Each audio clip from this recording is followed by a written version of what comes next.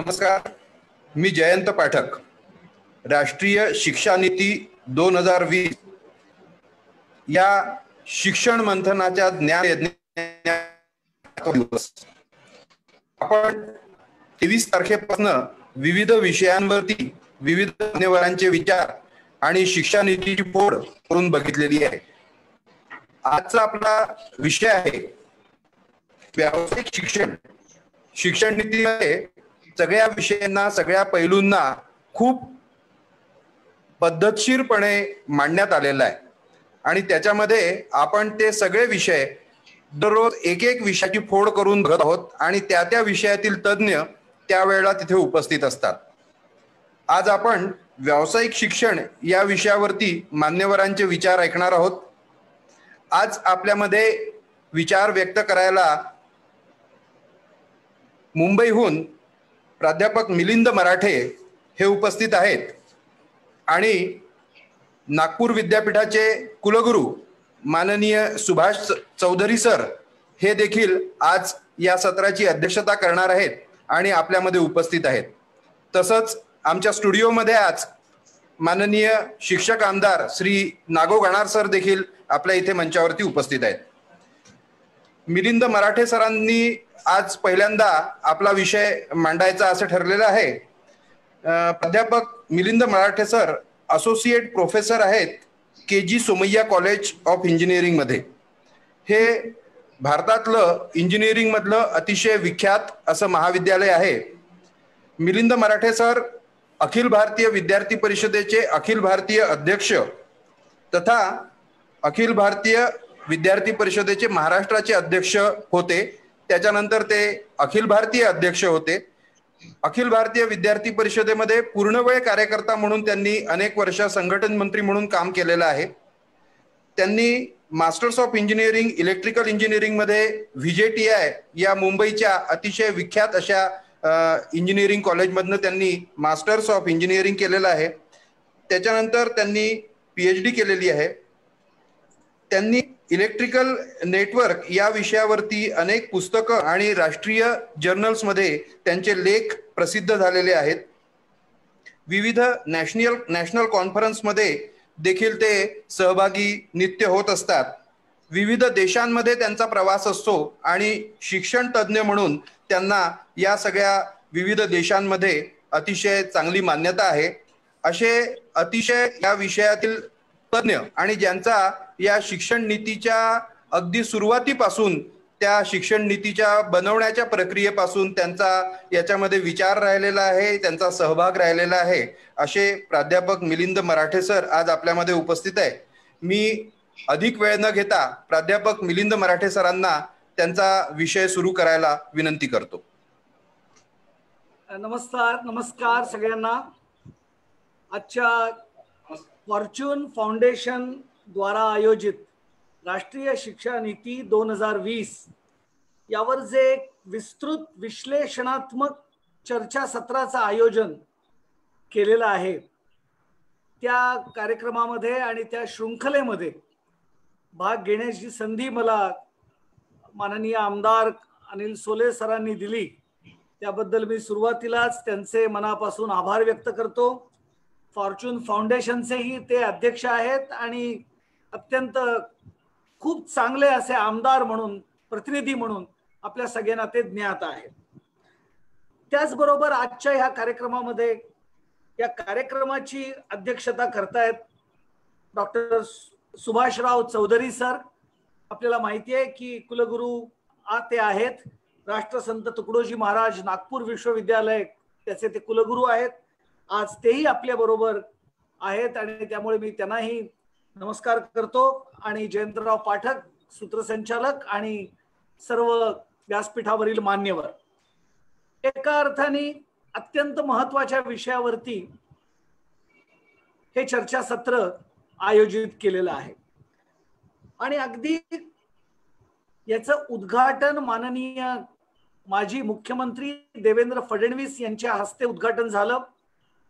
आणि गेले काही दिवस म्हणजे 23 पासून आज जवळजवळ 29 पर्यंत मग गाणार सर असतील, मुरलीधर चांदेकर व्हाईस चान्सलर अमरावती असतील, डॉक्टर मधुश्रीताई सावजी असतील, डॉक्टर वरखेडी असतील, मुकुलजी कानिटकर, आमचे विद्यार्थी परिषदेचे राष्ट्रीय सहसंघटन मंत्री प्रफुल्लजी आकांत असतील, अशा अनेक मान्यवरांनी या चर्चासत्रामध्ये आतापर्यंत भाग घेतलाय.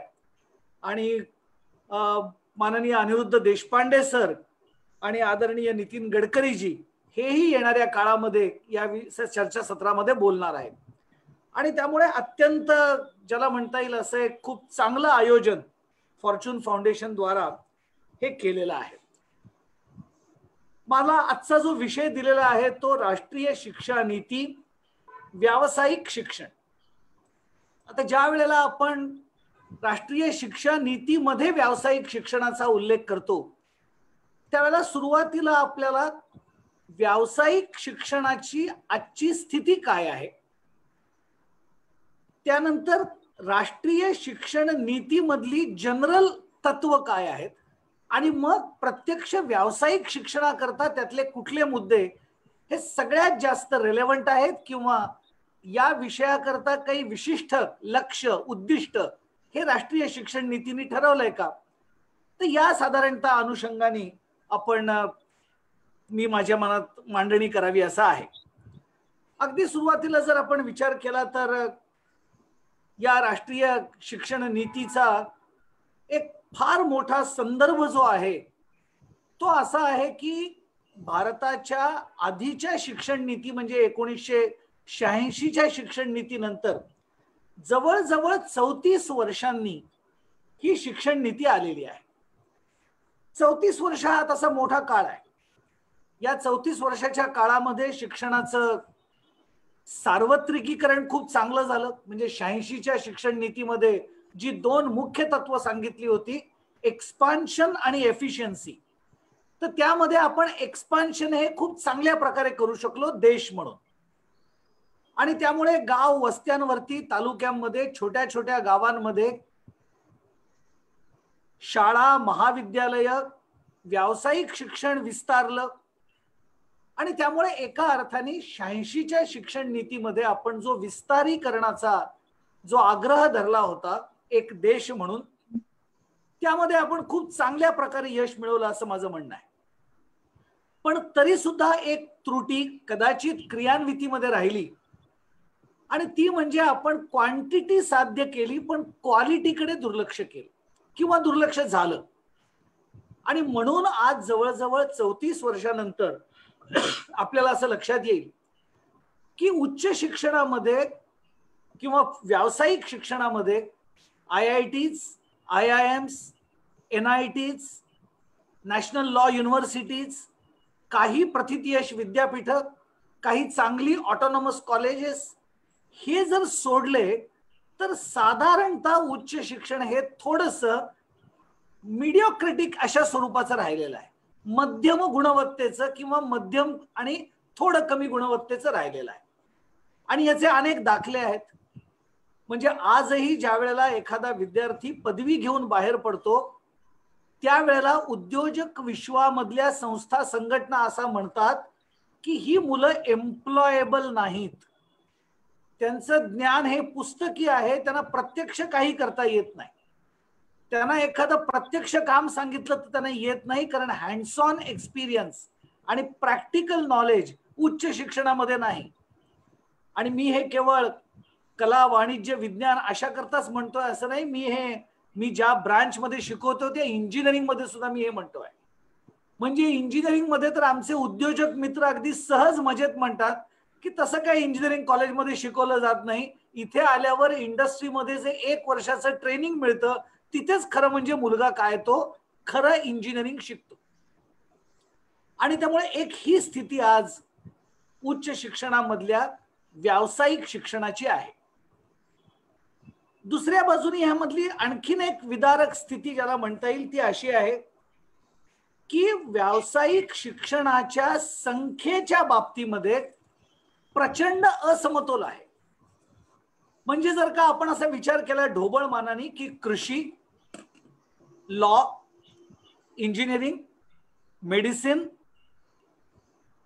मॅनेजमेंट, फार्मसी,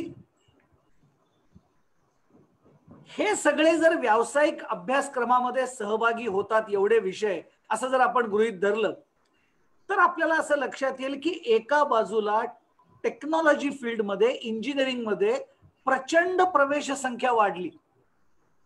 म्हणजे आपल्याला मी काही आकडे सांगतो, अर्थात AICTEच्या वेबसाईटवरती हे आकडे उपलब्ध आहेत, पण आज देशामध्ये 10,992 इंजिनिअरिंगच्या संस्था आहेत आणि त्याची प्रवेश क्षमता आहे 32,85,018. पण दुसऱ्या बाजूने मजा बघा, प्रवेश क्षमता आहे 32 लाख, पण आज एकूण ऍडमिशन किती आहेत, एनरोलमेंट किती आहे, तर ती साधारण कुठेतरी 18,59,000च्या आसपास एनरोलमेंट आहे. याचा अर्थ काय आहे? याचा अर्थ असा आहे 2019-20 ची जी मी ही आकडेवारी सांगतोय त्यामध्ये आम्ही संस्था प्रचंड उघडून ठेवल्या ज्याच्यामध्ये प्रवेश क्षमता 32 लाख आहे, पण मात्र कुठेतरी 18 लाख 18.5 लाख विद्यार्थ्यांनी या अभ्यासक्रमामध्ये प्रवेश घेतलेला आहे. याचा अर्थ जवळजवळ 40% जागा या इंजिनिअरिंगच्या आज रिकाम्या पडलेल्या आहेत देशभरामध्ये. आणि हे आपल्याला दुसऱ्याही आकडेवारीवरनं सिद्ध होतं की 2014-15 ते 2019-20 या वर्षांमध्ये जर का आपण क्लोजर ऑफ द इन्स्टिट्यूट्स बघितली तर ती जवळजवळ 700 संस्था या बंद झालेल्या आहेत या केवळ 5 वर्षामध्ये अभियांत्रिकीच्या. आणि त्यामुळेच 2014ला 29,61,000 असणारा इनटेक हा 2019-20ला फक्त 32,85,000 आहे आणि त्यात सुद्धा ऍडमिशन होतच नाहीयेत. म्हणजे मुळात संस्था बंद झाल्या आणि ज्या संस्था चालू आहेत त्यात सुद्धा 60% मुलं प्रवेश घेत आहेत. त्यामुळे एका बाजूला इंजिनिअरिंगची ही प्रचंड फुगवटा असणारी एनरोलमेंट आहे आणि दुसऱ्या बाजूला आमचं वैद्यकीय शिक्षण असेल ज्यामध्ये वैद्यकीय प्रोफेशनल्सची प्रचंड कमी संख्या आज दुर्दैवाने भारतामध्ये आहे. आणि आपल्याला सगळ्यांना या कोरोनाच्या पॅन्डेमिक मध्ये हे पहिल्यांदा प्रकर्षाने लक्षात आलं की आम्ही बेड्स उत्पन्न करू शकू पण मेडिकल प्रोफेशनल्सचं काय. आणि त्यामुळे आमच्याकडे वैद्यकीय अभ्यासक्रमामध्ये शिक्षण घेणाऱ्या विद्यार्थ्यांची किंवा शिक्षणाच्या संधी वैद्यकीय शिक्षणामध्ये प्रचंड कमी आहेत, तुटवडा आहे. मी संख्येत जात नाही की एका लाखामागे किती डॉक्टर्स आहेत वगैरे, पण वैद्यकीय सुविधा आदर्श काय असावी याची जी आंतरराष्ट्रीय व्याख्या आहे त्या व्याख्येमध्ये असं सांगितलं आहे की एक आई आपल्या लहान मुलाला कडेवर घेऊन पायी चालत जर निघाली तर तिला पायी चालण्याच्या क्षमतेमध्ये किमान प्राथमिक आरोग्य केंद्र सापडलं पाहिजे, इतकी वैद्यकीय सुविधा पाहिजे. आणि त्या अनुषंगाने जर बघितलं तर आमची वैद्यकीय सुविधा ही अत्यंत कमी आहे, कारण आमच्याकडे वैद्यकीय प्रवेश आणि वैद्यकीय संख्या ही खूप कमी आहे. जवळजवळ ही स्थिती कृषीची आहे. कृषी विश्वविद्यालय वेगळी आहेत, पण आज केवळ 9% युनिव्हर्सिटीज या ऍग्रिकल्चरल युनिव्हर्सिटीज आहेत. आणि आपल्याला आश्चर्य वाटेल पण हायर एज्युकेशन मधल्या विद्यार्थ्यांच्या फक्त 1% विद्यार्थी हा कृषी शिक्षण घेतोय. म्हणजे ज्या देशाला आम्ही खेड्यांचा देश, शेतीप्रधान देश, कृषी ही ज्या देशाची रोजगार देणारी सगळ्यात मोठी संधी आहे आणि जो अन्नदाता आहे, आमचा पोषण करणारा आहे वगैरे वगैरे सगळं ज्याच्याबद्दल आपण म्हणतो, पण त्या विषयाचं शिक्षण घेणारी विद्यार्थी संख्या केवळ 1% आहे. हे काय आहे तर हा प्रचंड ज्याला म्हणता येईल इम्बॅलन्स, असंतुलन आहे संख्येतलं. अजून मी गुणवत्तेकडे बोलतच नाहीये, पण केवळ संख्येमधलं हे असंतुलन आहे की कृषी वैद्यकीय हे प्रोफेशनल कोर्सेस कमी विद्यार्थ्यांना प्रवेश देतात आणि इंजिनिअरिंग इतके भरमसाठ देतात की आता पालकांनी आणि मुलांनीच करेक्शन केलंय आणि 40% जागा वेकंट ठेवल्यात. लॉची काय स्थिती आहे? आपल्याला माहित आहे की अगदी सुरुवातीला 3 वर्षाच्या नंतर लॉ करता येत होता आणि त्यामुळे आम्ही विद्यार्थी असताना विद्यार्थी परिषदेमध्ये आम्ही मजेत म्हणायचो की ब्रदर इन लॉ म्हणजे काय, तर जो खरा भाऊ नाही तो. मदर इन लॉ म्हणजे काय, जी आई नाही ती खरी आई नाही. तसं म्हणले आमच्याकडचे बरेच विद्यार्थी असतात स्टुडंट इन लॉ, म्हणजे जे केवळ विद्यार्थी दशा चालू ठेवण्याकरता लॉ मध्ये प्रवेश घेतात, ते फार सिरियसली लॉचं ज्ञान घेत नाहीत. पण गेल्या काही वर्षांमध्ये 5 इयर्स लॉ आल्यानंतर आपल्या सगळ्यांच्या असं लक्षात आलं की 12वीला त्याला ठरवायला लागतं की मला वकिली हा एक व्यवसाय म्हणून स्वीकारायचा आहे आणि तिथून लॉ ग्रॅज्युएट्सची गुणवत्ता ही हळूहळू वाढायला लागली असं आपल्याला लक्षात आलं. पण आजही आमच्या लॉ एज्युकेशन मध्ये सोशल टच नाही, इंटरनॅशनल लॉचा संदर्भ नाही आणि त्यामुळे आजही आमच्या सगळ्या संस्था लॉ प्रोफेशनल्स करता किंवा लॉ प्रोफेशनल्सची गुणवत्ता वाढण्याचं काम अजूनही म्हणावं तितकं होत नाही. आणि त्यामुळे एका अर्थाने या आमच्या आजच्या स्थितीमधल्या काही त्रुटी आहेत. आणखीन एक महत्वाची त्रुटी मी आपल्याला सांगू इच्छितो, ज्याचा या शिक्षण नीतीने खूप चांगला रेफरन्स घेतलेला आहे. आणि तो रेफरन्स असा आहे की मधल्या काळात का कुणास ठाऊक, पण एक महाराष्ट्रामध्येच नाही देशामध्ये अशी चुकीची पद्धत निघाली की प्रोफेशनल एज्युकेशनची स्वतंत्र युनिव्हर्सिटी करा. मग आरोग्य विज्ञान झालं विद्यापीठ, मग सगळी मेडिकल कॉलेजेस इथे आरोग्य विज्ञान विद्यापीठाला जोडली गेली. मग अशी टूम निघाली की टेक्निकल युनिव्हर्सिटी करावी. हा, आता त्याला फार टेकर्स नव्हते किंवा महाराष्ट्रातल्या तंत्र शिक्षण 2 गटामध्ये विभागलं होतं. मुंबई आणि पुण्याच्या संस्था म्हणत होत्या की आम्हाला त्याच विद्यापीठामध्ये राहायचं आहे, मुंबई असेल पुणा असेल. बाकीचे म्हणत होते नाही नाही आम्हाला टेक्निकल युनिव्हर्सिटीशी जोडायला पाहिजे. आणि म्हणून सरकार हे ठरवू शकलं नाही आणि म्हणून लोणेरीची जी doctor Babasaheb Ambedkar technological university आहे ती आपण महाराष्ट्रात स्थापन तर केली, पण त्याला ॲफिलिएट व्हायचं की नाही याचा निर्णय संस्थांवर सोडला. पण मला तुम्ही एक सांगा की जर का प्रोफेशनलच्या विद्यार्थ्यांच्या अशा स्वतंत्र विश्वविद्यालयांची स्थापना झाली तर त्या शिक्षण संस्था आणि ते प्रोफेशनल अभ्यासक्रम सामान्य विद्यार्थ्यांपासून आणि एकूण इकोसिस्टीम पासून तुटणार नाहीत. ते तुटलेत, ते आयसोलेट झालेत. हे आयसोलेशन प्रचंड वाढलंय. आणि खरं म्हणजे युनिव्हर्सिटी या शब्दामध्येच युनिव्हर्स, ज्याच्यामध्ये सगळ्या प्रकारचं ज्ञान आहे, युनिव्हर्सलनेस ज्याच्यामध्ये आहे, हाच मुळी शब्द आहे युनिव्हर्सिटीचा. पण आम्ही लॉची स्वतंत्र विद्यापीठ उद्या काढू, मेडिकलचं काढू, टेक्निकलचं काढू, कृषी तर आधीपासूनच आहेत कृषी विद्यापीठ. असं जर करत गेलं तर जी आमची राज्य विश्वविद्यालय आहेत, मग नागपूरचं विश्वविद्यालय, मुंबईचं आहे, त्यांनी कुठले अभ्यासक्रम चालवायचे. आणि मुळात विश्वविद्यालयाच्या मूलभूत संकल्पनेशी विसंगत अशा प्रकारची ही कल्पना आहे. आणि त्यामुळे मला असं वाटतं की आपल्याला त्याच्यावरती ताबडतोब काहीतरी उपाय करायला लागेल. नाहीतर या युनिव्हर्सिटीज इतक्या आयसोलेटेड आहेत की सर्वसामान्य विद्याशाखा आणि यांचा जवळजवळ संपर्क नाही. त्यामुळे ही सुद्धा एक अत्यंत महत्वाची अशा प्रकारची त्रुटी आहे.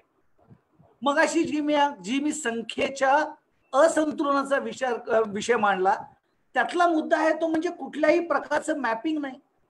म्हणजे आहे प्रत्येक युनिव्हर्सिटीमध्ये त्या युनिव्हर्सिटीची डेव्हलपमेंट काय असावी याची मंडळ आहेत, ज्यांनी खरं म्हणजे पर्स्पेक्टिव्ह प्लॅन द्यायचा आहे. पण चांगल्या प्रकारचा डेटा जनरेट करून काय गरजा पुढल्या काळामध्ये येत आहेत याचं नीट मॅपिंग करून कुठल्या अभ्यासक्रमांना येत्या काळामध्ये प्रचंड मोठ्या संधी असतील याचा कुठलाही ताळमेळ शिक्षण संस्था उघडताना आपण ठेवत नाही आहोत. आणि त्यामुळे हा सुद्धा एक एका अर्थाने खूप विसंगत अशा प्रकारचा आहे. आता आपण गुणवत्तेकडे येऊ. तर गुणवत्तेच्या बाबतीमध्येही अजून आपण काही अपवाद सोडले. ठीक आहे, व्यावसायिक शिक्षण हे अन्य शिक्षणापेक्षा अधिक गुणवत्तापूर्ण आहे असं मानलं जातं. पण तरी सुद्धा आजच्या इंजिनिअरिंग स्टुडंट्स मध्ये एम्प्लॉयबिलिटी फक्त 33 ते 35 60% विद्यार्थ्यांमध्ये आहे असं नॅस्कॉम पासून अनेक संस्था सांगतात. बरं, आणखीन एक मुद्दा लक्षात घ्या. पर्टिक्युलरली इंजिनिअरिंग मध्ये प्रचंड मोठ्या प्रमाणावर अभ्यासक्रमाच्या पुनर्रचनेची आवश्यकता आहे. काय आहे पुनर्रचनेची आवश्यकता? आपल्याला माहिती आहे की इंडस्ट्री 4.0 रिव्होल्यूशन भारतावरती दस्तक देत आहे, दरवाजावर थाप मारत आहे. अजून मी म्हणत नाही ते भारतामध्ये आलंय, विदेशामध्ये आलंय, युरोपमध्ये आलंय, युनायटेड स्टेट्स ऑफ अमेरिकामध्ये आलंय, भारतामध्ये सुरुवात आहे. हे काय आहे इंडस्ट्री 4.0 रिव्होल्यूशन? तंत्र शिक्षणामध्ये आपल्याला माहिती आहे की पहिलं जे रिव्होल्यूशन झालं ते स्टीम इंजिन, आणि त्यामुळे मेकॅनिकल इंजिनिअरिंगची ब्रांच ही प्रचंड मोठ्या प्रमाणावरती विकसित झाली, त्याची डिमांड वाढली. इंडस्ट्री रिव्होल्यूशन 2.0 काय होतं तर ही जी सगळी वाफेवर चालणारी मेकॅनिकल आधारित जी यंत्र होती ती सगळी बदलली गेली इलेक्ट्रिक मोटर्स वरती, आणि त्यामुळे त्याला म्हटलं गेलं इलेक्ट्रिकल रिव्होल्यूशन. आणि त्यानंतर जवळजवळ अनेक वर्ष इंडस्ट्री 2 रिव्होल्यूशन टिकलं, आणि ज्यामध्ये उत्पादनामध्ये सगळ्यात मोठ्या प्रमाणावर सहभाग जर कोणाचा झाला असेल तो electric Motors and all electrical appliances झाला. त्यामुळे त्या काळात इलेक्ट्रिकल ब्रांच पुढे गेली. त्यानंतर तिसरं इंडस्ट्रियल रिव्होल्यूशन आलं जे मायक्रो प्रोसेसर आणि मायक्रो कंट्रोलर्सचं आलं, ज्यामध्ये या सगळ्या प्रोडक्शन प्रोसेसला कंट्रोल करण्याकरता एक डिव्हाइस मायक्रो प्रोसेसर नावाचा उत्पन्न झाला होता, ज्याच्या आधारावरती सगळे कंट्रोल्स उत्पन्न झाले, आणि त्यामुळे हे तिसरं रिव्होल्यूशन होतं. पण आजचं जे चौथं रिव्होल्यूशन आहे ते इतकं वेगात आलेलं आहे की अगदी मोकळेपणाने सांगायचं झालं तर 84 साली ग्रॅज्युएट झालेला माझ्यासारखा एक इंजिनियर आज छाती ठोकपणे हे मी म्हणू शकत नाही की I have adopted efficiently industry 4.0 revolution. का नाही मी म्हणू शकत? कारण सब्जेक्ट्स वेगळे आले. इंडस्ट्रीमध्ये machine learning, big data analytics, internet of things, industrial automation, artificial intelligence, augmented reality, virtual reality, असे इतके वेगवेगळे सब्जेक्ट्स आले. आणि त्यामुळे आज येणाऱ्या काळामध्ये भारतामधल्याच नव्हे तर जगामधल्या सगळ्या व्यवसायांचं स्वरूप बदलणार आहे, रोजगारांचं स्वरूप बदलणार आहे. कदाचित बिझनेस नाही बदलणार पण बिझनेस मॉडेल्स बदलणार आहेत. कदाचित एंटरप्रेन्युअरशिप हाच परवलीचा शब्द असणार आहे. पुढच्या काळामध्ये आमच्या जनरेशनचं भाग्य, आता ते भाग्य आहे की नाही मला माहित नाही, पण कदाचित नवीन पिढीला 21व्या शतकातल्या प्रोफेशनल्सना मिळणार नाही की ग्रॅज्युएट व्हायचं, ऍप्लिकेशन करायचा, इंटरव्ह्यू द्यायचा, एकदा जॉब घ्यायचा, सुखे नाही व 40 वर्ष नोकरी करायची आणि मग रिटायर व्हायचं. No, now it will be contract बेसिसवर जॉब्स असतील, तुमच्या कौशल्यावर आधारित जॉब असतील. आणि असे जर जॉब असतील तर तुम्हाला अनेक वेगवेगळ्या प्रकारच्या कौशल्य आत्मसात करायला लागतील सगळ्या प्रोफेशनल्सना. मग ते लॉ असतील, कृषी असतील, मेडिकल असतील, इंजिनिअरिंग असतील. त्यांना आम्ही असं म्हणतो की ही सगळी 21व्या शतकातली कौशल्य आहेत. आणि म्हणून या शिक्षण नीतीमध्ये या 21व्या शतकातल्या कौशल्यांवरती सुद्धा अत्यंत बारकाईने विचार केलेला आहे. काय आहेत ती कौशल्य? तर ती कौशल्य आज अशी डिफाईन केली जातात की skills required by students for 21st century, की ही सगळे विद्यार्थी त्यांच्या व्यावसायिक क्षमतेमध्ये तर उत्कृष्ट पाहिजेतच, ज्याला हार्ड स्किल्स म्हणतात. म्हणजे मी जर इलेक्ट्रिकल इंजिनिअरिंग असेल तर माझ्याकडे इलेक्ट्रिकल विषयाचं स्किल तर पाहिजेच, कारण तो माझा कोर कॉम्पिटन्सीचा सब्जेक्ट आहे. आणि त्यामुळे हार्ड स्किल्स तर मला पाहिजेतच, त्यामुळे व्यावसायिक क्षमता तर माझी उत्तमच पाहिजे.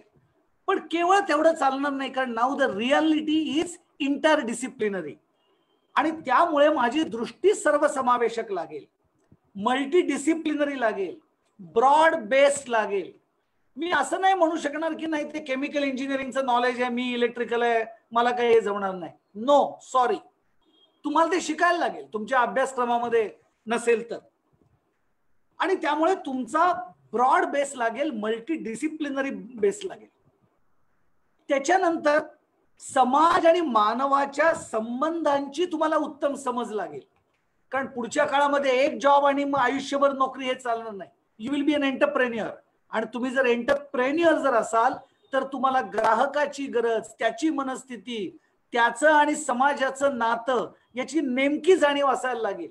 मग त्याचे इकॉनॉमिक आस्पेक्ट्स, त्याचे युजर फ्रेंडली आस्पेक्ट, या सगळ्याची गोष्ट, या सगळ्याची जाणीव एक व्यावसायिक प्रोफेशनल म्हणून, मग तुम्ही मेडिकलचे प्रोफेशनल असा, ऍग्रिकल्चरचे असा किंवा कुठलेही असा, हे तुम्हाला ठेवायला लागतील. त्याच्यानंतर सॉफ्ट स्किल्स लागतील, कम्युनिकेशन, आर्टिक्युलेशन. मग कम्युनिकेशन सगळ्या प्रकारचं, केवळ कम्युनिकेशन म्हणजे स्पीच नाही. आर्ग्युमेंट कसं करावं, कन्व्हिन्स कसं करावं, पर्स्युएशन कसं करावं. एखाद्या डेलिगेशन मध्ये गेल्यावर अक्रॉस द टेबल जेव्हा तुम्ही डिस्कशनला बसाल त्यावेळेला तुमचं संभाषण कौशल्य कसं असावं. इतकंच नाही तर can you work in a team, कारण रिअल लाईफ मध्ये टीम वर्कच आहे. म्हणजे आमचा इंजिनियर जेव्हा प्रोफेशन मध्ये जातो तेव्हा त्याला तिथला कंपनीचा मालक सांगतो की हे माझ्या कंपनीने तुम्ही जॉईन होण्यापूर्वी 6 महिने एक नवीन सॉफ्टवेअर घेतलंय जे आज उद्योगामध्ये फार ऍडव्हान्स म्हणून वापरलं जातं, पण आम्हाला तर कोणाला येत नाही. तुम्ही आता हे शिका आणि 2 महिन्यामध्ये मला हा प्रॉब्लेम या सॉफ्टवेअर मध्ये सॉल्व्ह करून दाखवा. आता तो प्रोफेशनल स्टुडंट इंजिनिअरिंगचा हे म्हणू शकत नाही की नाही नाही सर, हे सॉफ्टवेअर आम्हाला कॉलेजमध्ये शिकवलेलं नव्हतं. कारण टेक्नॉलॉजी बदलतीये, फास्ट बदलतीये. आणि त्यामुळे त्याला आणखीन एका गुणाची आवश्यकता आहे, ती म्हणजे तुम्ही एखादी गोष्ट चटकन आत्मसात करू शकता का. रीड, कॉम्प्रिहेंड, त्यातला main crux of the matter काय आहे तो बघणं, त्याच्यावर एक्सपेरिमेंटेशन करणं आणि त्याच्यामध्ये पुढे पुढे महारत, एफिशियन्सी उत्पन्न करणं. आणि त्यामुळे तुम्हाला सिस्टमॅटिक थिंकर व्हायला लागेल, तुमचं थिंकिंग स्ट्रक्चर्ड लागेल, सेल्फ इनिशिएटिव्ह लागेल. असं नाही म्हणून चालणार की हे मला येत नाही आणि मी हे नाही करणार, नो.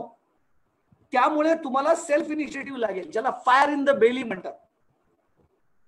त्याच्यानंतर तुम्हाला एखादी सिच्युएशन प्रोजेक्ट मधली त्याचा नेमका ग्रास्प काय तो घ्यायला लागेल. So capability to understand situation and grab the crux of the matter.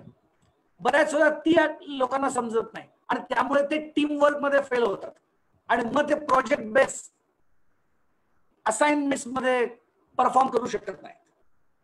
Quick learning ability ती लागेल. लवकर शिकायचं नाही, मला 2 वर्ष लागतील. उद्योगाला थांबायला वेळ नाही, कारण टेक्नॉलॉजी प्रचंड बदलणार आहे. Learning new softwares, excellent computer literacy.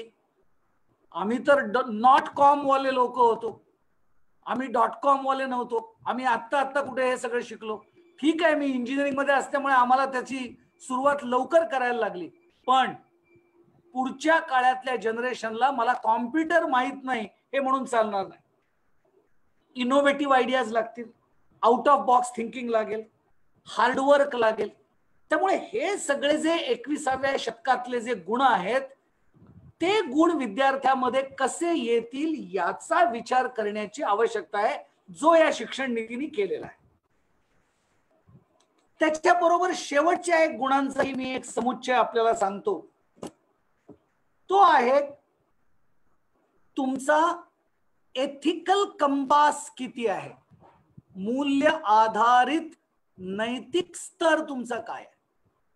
म्हणजे तुम्ही रॉंग प्रॅक्टिस, करप्शन, कामचुकारपणा, काम टाळणं या गोष्टीला कसे बघता, तुमची नैतिकता काय आहे, तुमची मूल्य काय आहे. आणि त्यामुळे या सगळ्या गुणविशेषांच्या आधारावर जर आम्हाला पुढची पिढी घडवायची असेल तर मग या शिक्षण नीतीमध्ये काही जे मुख्य बदल केलेत त्याचा आपल्या सगळ्यांच्या समोर मला उल्लेख करायला लागेल.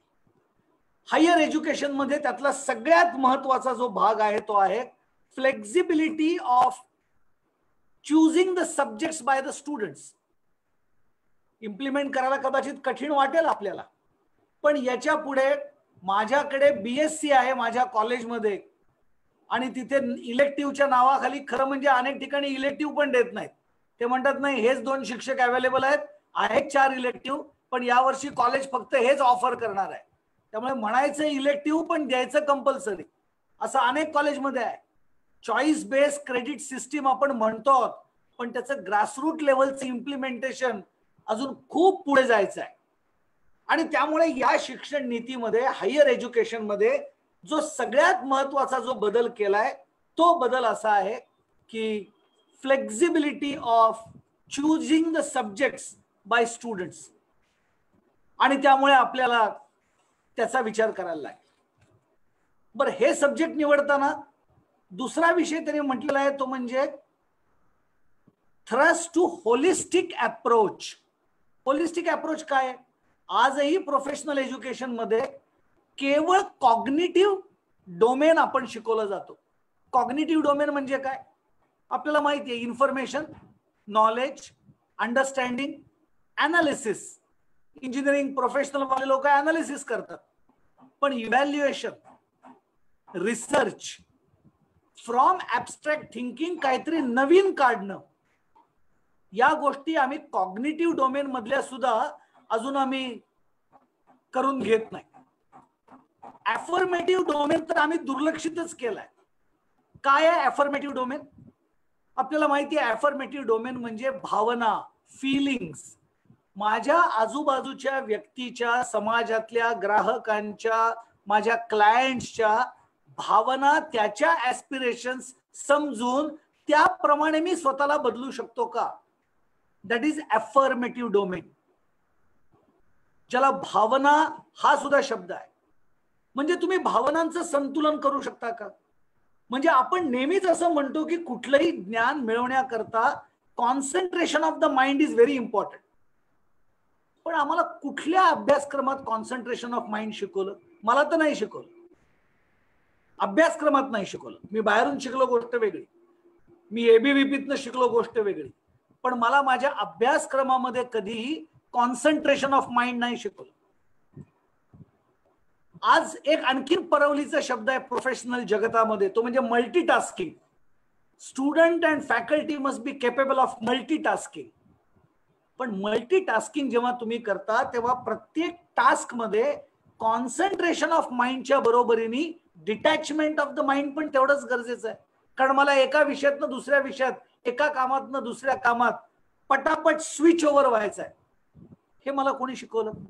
मला हायर ऑर्डर थिंकिंग शिकवायला लागेल, मला प्रॉब्लेम सॉल्व्हिंग ॲटिट्यूड शिकवायला लागेल.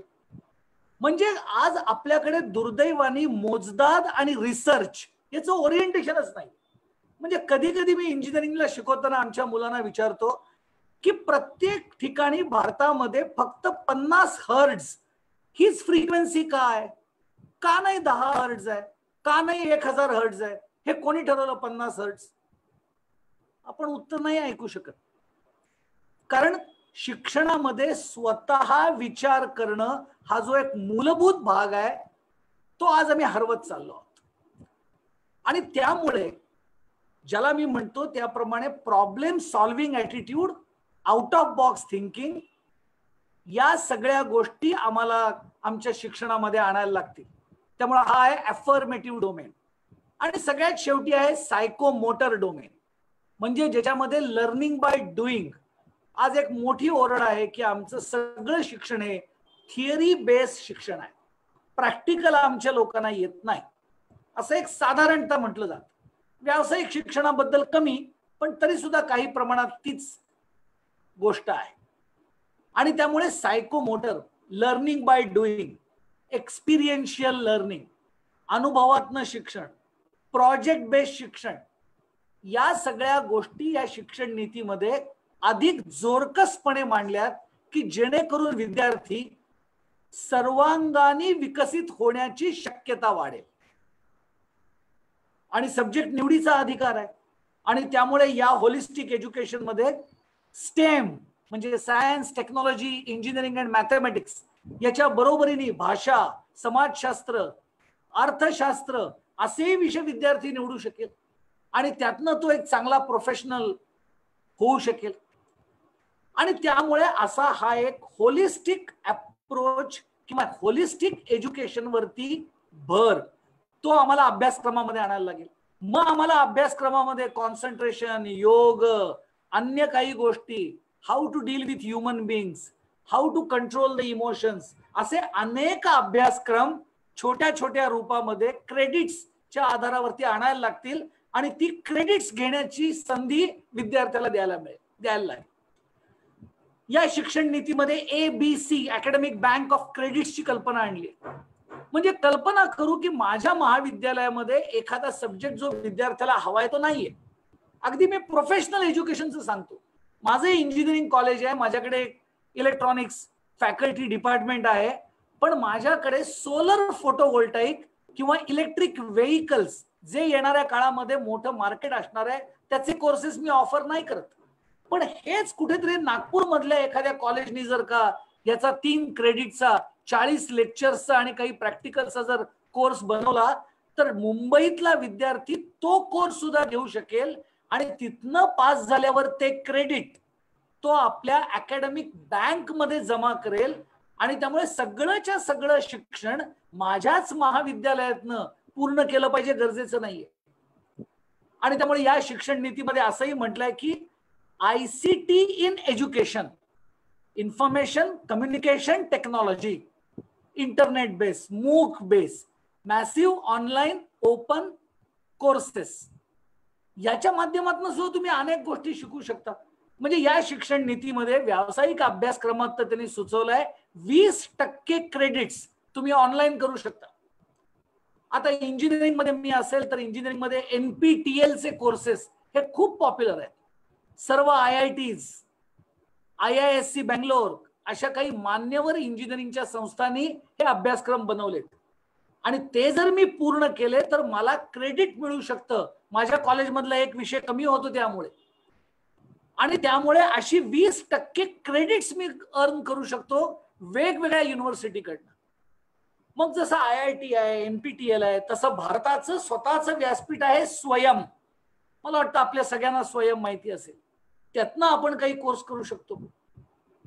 इतकंच नाही तर एडेक्स, कोर्सेरा, उडॅसिटी अशा अनेक प्रोफेशनल बॉडीज आहेत ज्या अशा प्रकारचे मूव्स चालवतात. त्यामुळे हा विद्यार्थ्यांना फ्रीडम आहे, विषय निवडीचा फ्रीडम आहे.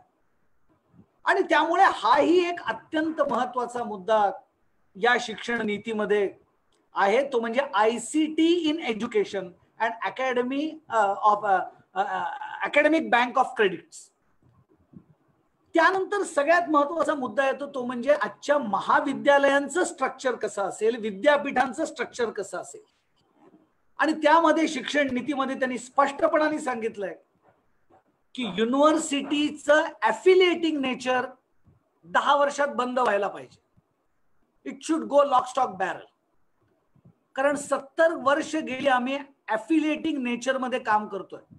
कुठली सिस्टीम पूर्णतः वाईट कधीच नसते, पण आज मुंबई विद्यापीठामध्ये 850 महाविद्यालय आहेत जी ॲफिलिएटेड आहेत मुंबई विद्यापीठाला, आणि त्यामुळे यांच्या 2 सेमिस्टरच्या एक्झाम घेण्यामध्येच विद्यापीठाचा इतका वेळ जातो की तिथे संशोधन, मूलभूत संशोधन या गोष्टीच विद्यापीठ करू शकत नाही. त्यांना केवळ परीक्षा घ्यायला लागतात. आणि कोविडमध्ये तर त्याही परीक्षा अनेक विद्यापीठ घेऊ शकलेली नाहीत. आता सुप्रीम कोर्टाकडनं आल्यावर कदाचित घेतील. त्यामुळे इतकं ॲफिलिएटिंग नेचरचा एक तोटा आपण सगळ्यांनी अनुभवलेला आहे. आणि म्हणून या शिक्षण नीतीमध्ये म्हटलंय की येत्या काही वर्षामध्ये प्रत्येक विद्यापीठाला हे ठरवायला लागेल की माझं विद्यापीठ रिसर्च इंटेन्सिव्ह असेल, माझं विद्यापीठ टीचिंग लर्निंग इंटेन्सिव्ह असेल, आणि तिसरं म्हणजे सगळी कॉलेजेस ही हळूहळू ऑटोनॉमस कॉलेजेस होतील. कॉलेज क्लस्टर्स होतील, ती ऑटोनॉमस होतील. त्यामुळे एकमेकांचे रिसोर्सेस शेअर केले जातील. दुसरी गोष्ट त्यांनी स्पष्टपणे अशी सांगितली की universities must be large and multi disciplinary institutes, आणि UG PG अभ्यासक्रम हे मल्टी डिसिप्लिनरी असले पाहिजेत. त्यामुळेच उत्कृष्ट गुणवत्ता आणि संशोधनाला कदाचित वाव मिळू शकेल. आणि म्हणून रिसर्च इंटेन्सिव्ह युनिव्हर्सिटीज, कारण आज आमच्या देशामध्ये रिसर्च नाहीच आहे. आणि म्हणूनच नॅशनल रिसर्च फाउंडेशनची स्थापना या शिक्षण नीतीमध्ये सुचवलेली आहे, की जी मुख्यतः प्रोफेशनलला अधिक लागू पडेल. कारण प्रोफेशनलचे विद्यार्थी हे थोडे जास्त रिसर्च ओरिएंटेड असतात असा माझा समज आहे, आणि त्यामुळे त्यांना त्याचा फायदा घेता येईल. आणि त्यामुळे autonomy, teaching intensive universities and research intensive universities, या सगळ्यामधनं एक प्रचंड रिसर्च कल्चर या देशामध्ये उत्पन्न होईल, ज्याला कोऑर्डिनेट करेल नॅशनल रिसर्च फाउंडेशन. त्यामुळे हाही एका अर्थाने एक अत्यंत क्रांतिकारी बदल या शिक्षण नीतीमध्ये सुचवलेला आहे. प्रोफेशनल एज्युकेशनच्या बाबतीत सुद्धा हीच ऑब्झर्वेशन्स आहेत. म्हणजे त्यांनी असं स्पष्टपणाने म्हटलेलं आहे की कृषी, विधी, आरोग्य, तंत्र शिक्षण यांना सुद्धा सगळ्यांच्या बरोबर काम करायला लागेल. म्हणजे त्यांनी IITs ना म्हटलंय की ठीक आहे, सुरुवातीला तुम्ही एक टेक्नॉलॉजीमध्ये एक्सलन्स आणलात, पण sorry, you are not interdisciplinary institute. आता याचा अर्थ सगळ्या 25 ब्रांचेस IIT मध्ये सुरू करा असं नाहीये, पण तुमचं नेचर हे असलं पाहिजे, ते मल्टी डिसिप्लिनरी असलं पाहिजे. आणि आपल्याला माहिती आहे आज IIT मध्ये सायन्स आहे, इकॉनॉमिक्स आहे, ह्युमॅनिटीज आहे, एज्युकेशन टेक्नॉलॉजी आहे, लँग्वेजेस आहेत, असे अनेक प्रकारचे अभ्यासक्रम आज IITने सुरू केलेत. मूळ कल्पना ही आहे की युनिव्हर्सिटी ही नेहमीच मल्टी डिसिप्लिनरी असली पाहिजे आणि जास्त संख्येची असली पाहिजे. आज कृषी विद्यापीठात काय चाललंय कोणालाच माहित नाही. मी ज्याचा उल्लेख केला केवळ 1% एनरोलमेंट आहे. खरं म्हणजे कृषीमध्ये किती इंटरडिसिप्लिनरी नेचर आहे. हॉर्टिकल्चर आहे, त्याच्याकरता लागणारी पेस्टिसाइड्स आहेत, मग बायो पेस्टिसाइड्स कशी बनवता येतील, बायो फर्टिलायझर्स कशी बनवता येतील, मग कुठेतरी बॉटनी, या सगळ्या लोकांनी एकत्र येऊन काम करायला नको का. वॉटर टेस्टिंग, सॉइल टेस्टिंग, याकरता सेन्सर्स लागतील. Can you not have N engineering colleges partnership with agriculture universities की जे अशा प्रकारचे डिव्हाइसेस उत्पन्न करून देऊ शकतील. ICT इन ॲग्रिकल्चर, आज आपल्याला माहिती आहे की आज कृषी उत्पादनाचा एक खुला व्यापार आज भारतामध्ये सुरू आहे आणि ई मंडीची कल्पना आणलेली आहे की आज माझं उत्पाद, माझी भाजी, माझा कांदा जवळच्या कुठल्या मार्केटमध्ये मला जास्त भाव मिळेल हे मी इंटरनेटवरनं बघून तिकडे माझा माल नेऊ शकेन. त्यातनं दलाली वाचेल, शेतकऱ्याला चांगला भाव मिळेल.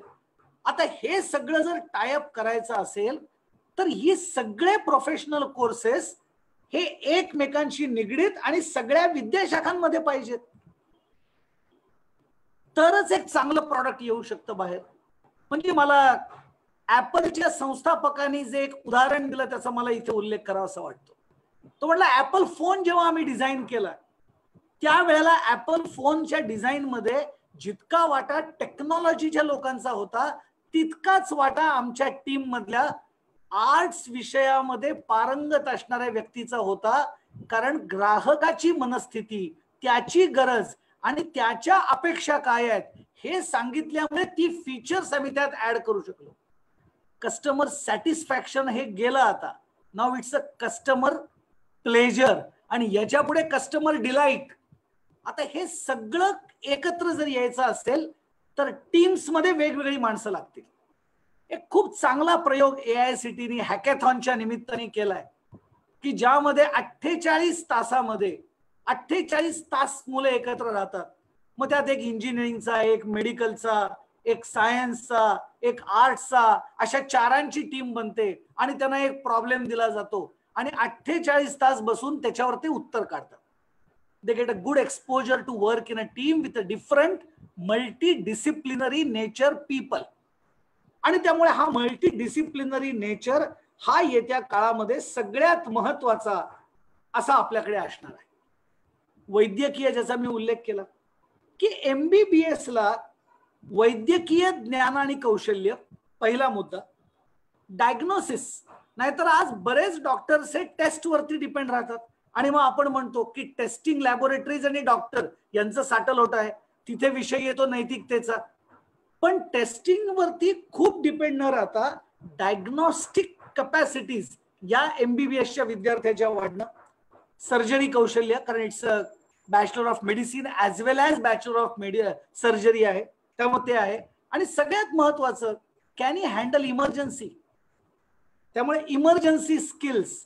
त्यामुळे अशा प्रकारच्या गोष्टी व्यावसायिक शिक्षणामध्ये यायला लागतील. कोलॅबोरेटिव्हनेस हा सुद्धा सगळ्यात महत्वाचा आहे. आणि त्यामुळे इंजिनिअरिंग असेल, मेडिकल असेल, 60 ते 70% कोर सब्जेक्ट सोडले तर उरलेले 30% सब्जेक्ट्स कुठलेही निवडण्याचा अधिकार प्रोफेशनल स्टुडंटला असेल. आज मी बघतो आमच्याकडे इंजिनिअरिंग मध्ये मुलं जॅपनीज निवडतात, मॅन्डरिन निवडतात. का तर त्यांना त्या ठिकाणी बिझनेस प्रॉस्पेक्ट्स, जॉब प्रॉस्पेक्ट जास्ती आहेत. ते लॉ निवडतात, अकाउंटन्सी निवडतात, कारण इंजिनिअरिंगचा माणूस कॉस्टिंग मध्ये फार वाईट असतो, कारण तो सगळे कॉम्पोनंट्स मागवतो ते लॅबोरेटरी म्हणजे कॉलेजच्या थ्रू मागवतो.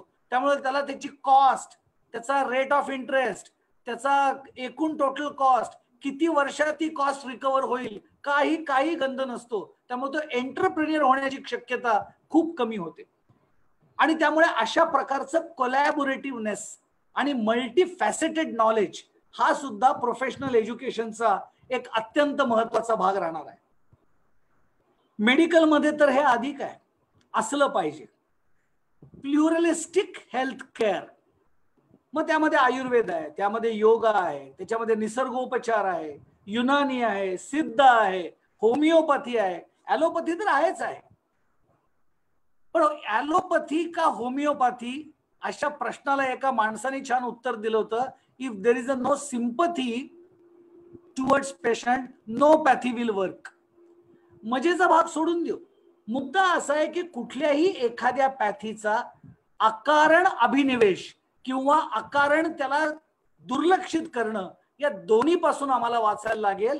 आणि म्हणून प्लुरलिस्टिक हेल्थ केअर याचा आम्हाला विचार करायला लागेल. या शिक्षण नीतीमध्ये त्याचाही उल्लेख आहे की कदाचित MBBSच्या कोर्समध्ये पहिली काही वर्ष कॉमन जे काही अनाटॉमी फिजिओलॉजी आहे, त्यानंतर he can choose whether he want to go for Ayurveda, yoga, निसर्गोपचारा, allopathy, Unani, there can be a branching.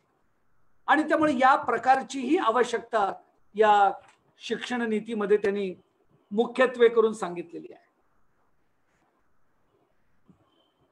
तोच भाग लीगल एज्युकेशनचा आहे.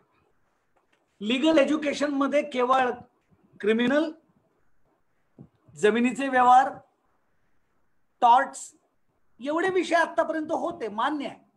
पण आता इंटरनॅशनल लॉ आलेला आहे, आता सायबर लॉ आलेला आहे, वेगवेगळ्या प्रकारच्या गोष्टी आल्या, ऑडिट, अकाउंटिंग, त्याच्यामध्ये इंटरनेट, सायबर ऑडिटिंग, हे अनेक मुद्दे आले.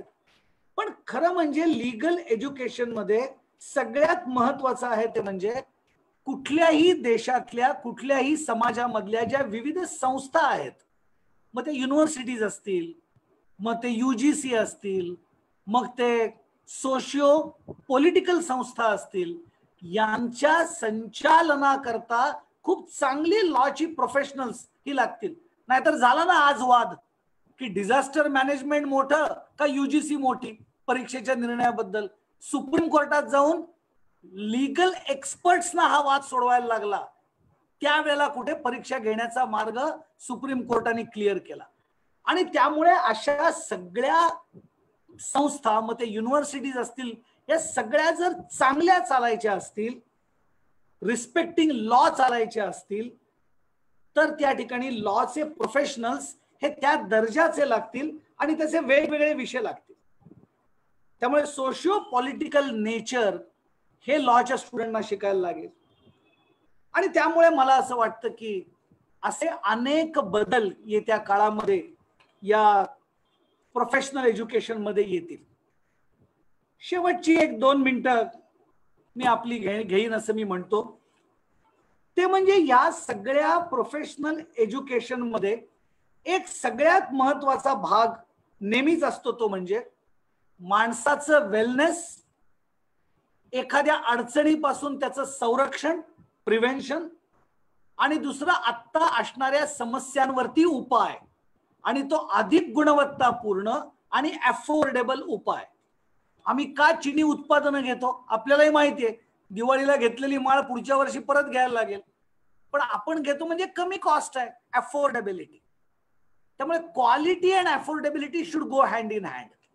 आणि म्हणून याच कारणाकरता मला असं वाटतं की हे सगळे जे प्रोफेशनल्स आहेत, मग ते ऍग्रिकल्चरल मधले असतील, लीगल असतील, मेडिकल प्रोफेशनल्स आहेत, इंजिनिअरिंग आहेत, कुठलाही प्रोफेशनल असेल, त्याला खरं म्हणजे उद्याच्या काळामध्ये किंवा 21व्या शतकामध्ये याचा विचार करायला लागेल की मी समाजाची कुठली गरज भागवू शकतो ज्यामुळे समाज मला पैसा देईल.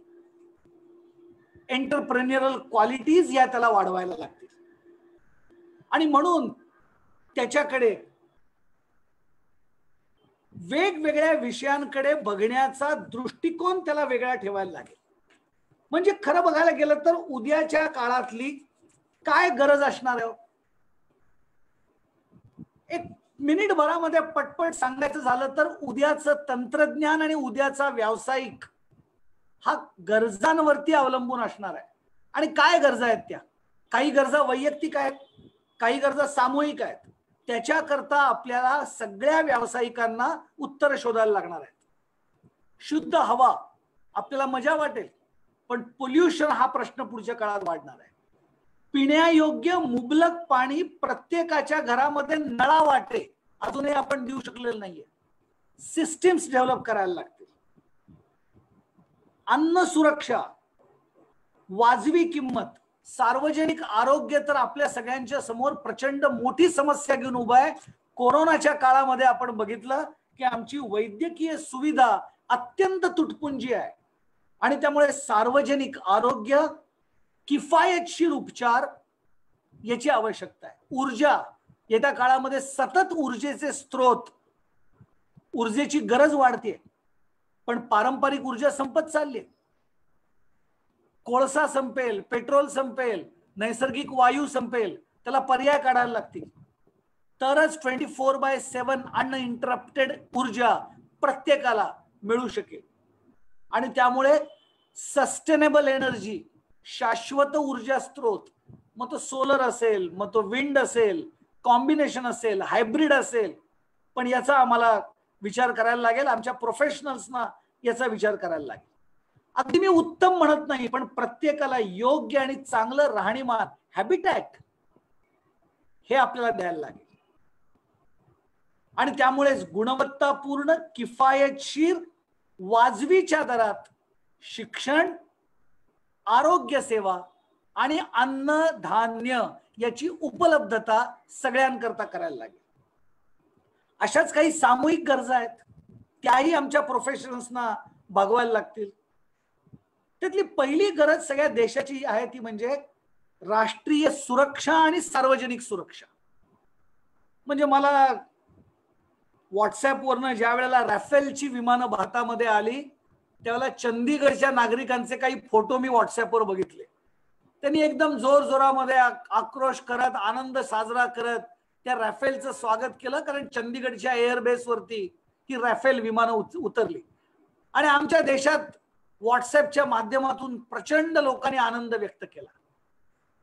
मलाही तो आनंद झाला, कारण त्यामुळे आमची संरक्षण सिद्धता ही काही पटीने वाढली. पण एक इंजिनियर म्हणून, एक प्रोफेशनल म्हणून मला हेही दुःख राहिलं, जे टोचणी माझ्या मनात राहिली, की आजही भारताला राफेल विमान फ्रान्स कडून विकत घ्यायला लागतंय. आम्ही आमचं राफेल विमान डिझाईन करू शकलेलो नाहीत. आणि खरं म्हणजे आमची क्षमता आहे. आमचे इस्रो चांद्रयान मोहीम करू शकतं, मंगळयान मोहीम करू शकतं, अनेक देशांचे सॅटेलाइट उडवू शकतं, पण आजही आम्ही राफेल नाही जमा करू शकलो.